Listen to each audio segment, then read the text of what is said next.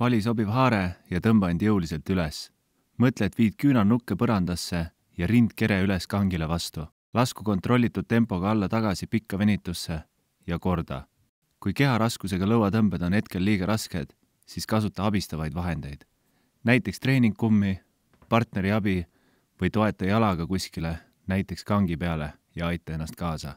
Loomulikult ei keela keegi sul ka negatiive ainult teha, aga siis jääb sul positiivne osa harjutusest tegemata. Sel juhul võid teha näiteks abistava ülestõmbe ja seejärel aeglaselt ilma abita ehk siis enda keharaskusega alla laskuda. Lisaks võid esialgu asendada lõuatõmbed ka mõne abistava lõuatõmbemasinaga või muu vertikaalse tõmbeharjutusega.